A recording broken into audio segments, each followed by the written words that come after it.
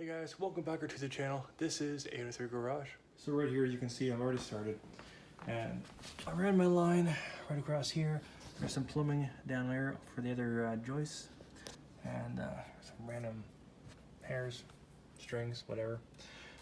Basically, these are what our vents are going to look like. And if I want to hide what you can see through it, I can either put a filtration cloth there, something that's very light, or I can just widen these, which I'm not going to do. But I put 2 screws down, one on either side, just to see how far I can go across. And I made some measurements and whatnot. Obviously, this has been an area where dog treats have got like hidden in dust and debris and stuff like that. Now, if we go on the other side, you'll see where the old air vent was, and down into the messy basement. We're gonna fill this in with some 2x8s and plywood and stuff. I'm not gonna worry about that just yet. We'll get to that. In the basement, we can see where the plumbing was, and I can see where I want to be.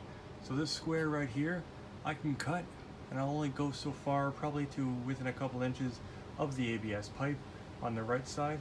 So I'll stay about 3 inches, 4 inches back, and I'll stay joist to joist. Nothing too special, because anything after that, I'm going outside the cabinetry. And I don't really need to. Then I'm going to block it off. The only cable that's questionable will be this one here, and I'll figure that out as I go. And here we go. So we start by angling the reciprocating saw so that it just cuts a little bit of the floor until we can get the full blade all the way through. At this moment, I'm like, wow, this is kind of tough. I'm like, no, I double layered my floor. This is kind of normal. So I cut through, and before I cut out the entire thing, I decided to circle around, cut out a small piece. And this is what we found. So that small piece there, and then this is the actual piece here, and it's about 2 inches thick. And I'm just like, wow, makes a lot of sense. This helps with the structural integrity and sound deadening. So when somebody says they put down some plywood, unless they do what I do, nope, they didn't. So there we go. It's not doing too bad.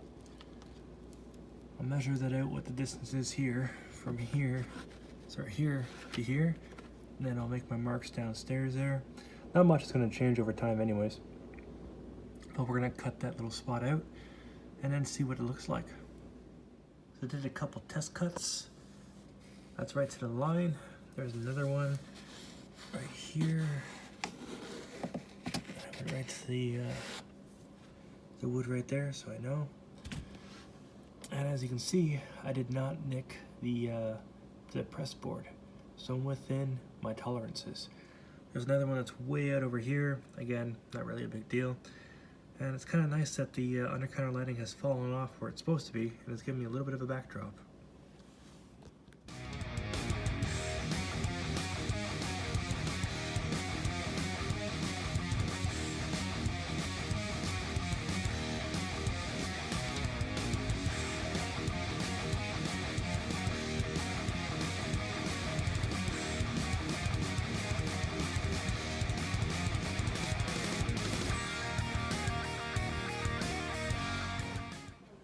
Hole has been cut. This is the view from below.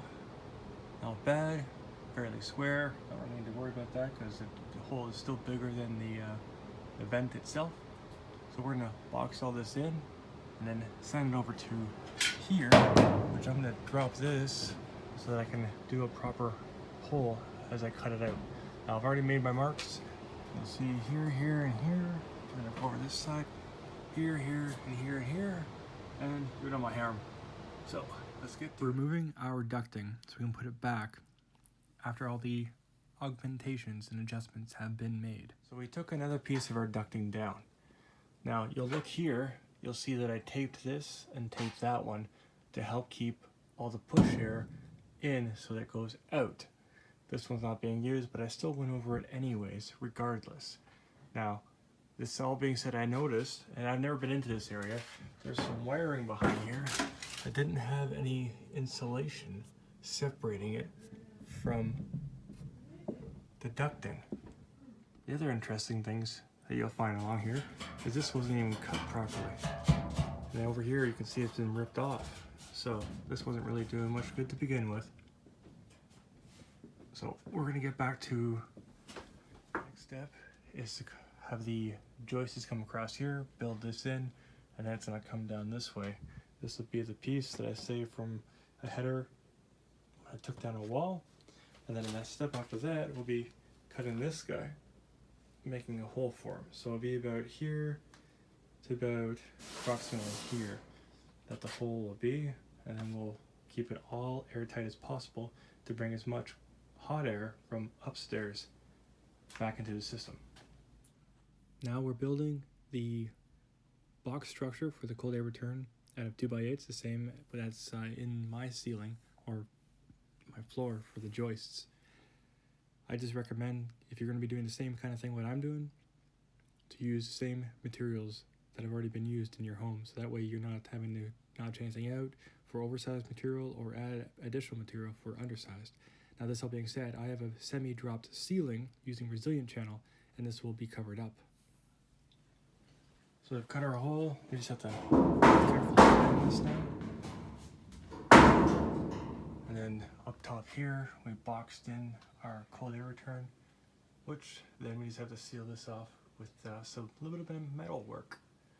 And then we'll have a full-fledged cold air return. When doing this kind of work, it's really hard to get everything to line up properly. So if you don't have anybody to help you to support the load so you can work together, it's going to be difficult. For me, it was almost next to impossible.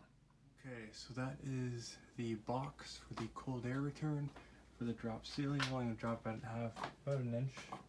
And then here's the duct I flipped upside down.